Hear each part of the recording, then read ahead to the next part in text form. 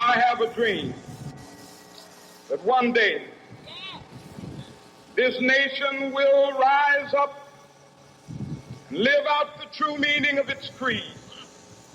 We hold these truths to be self-evident, that all men are created equal. Dr. King's inspiring words on the steps of the Lincoln Memorial helped stoke the fires of the promise of equality for all. The movement for equality in public education had already begun in the 1954 Supreme Court case Brown v. Board of Ed. The court ruled segregated schools unconstitutional and ordered all public schools to desegregate. Unfortunately, this landmark case did not cure inequality in public education.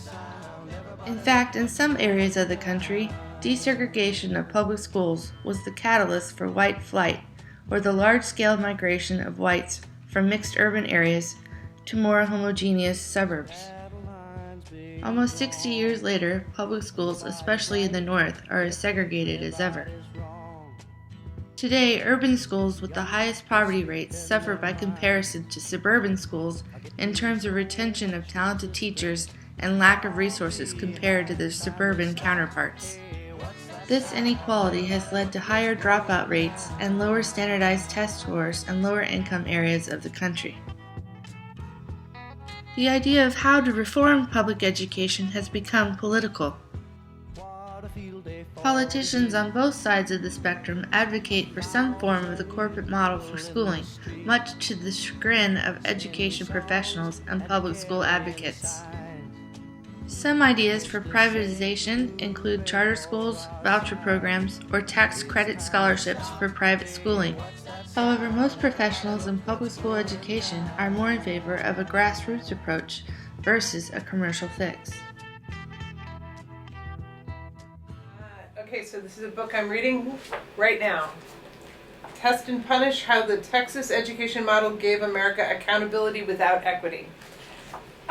It has a lot to do with the current emphasis on corporate, Bill Gates, the rest of the big money corporate world telling schools how they ought to be.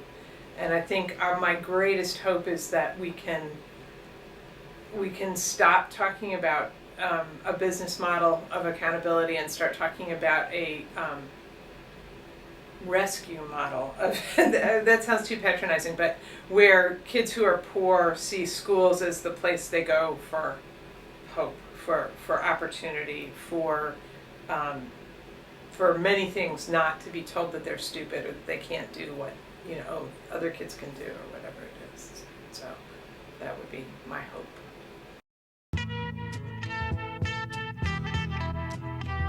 I hope that it stops being so political and stops being so capitalistic. It's not about money. It's not about who's right. It's not about who can sell the most textbooks or get the most kids to pass a standardized test. It really does need to go back to what education is, that's learning. We need to focus more on kids. We've gotten so far away from what's important, with all this No Child Left Behind and Common Core and all these debates about creationism and evolutionism. We just need to get back to taking care of our children.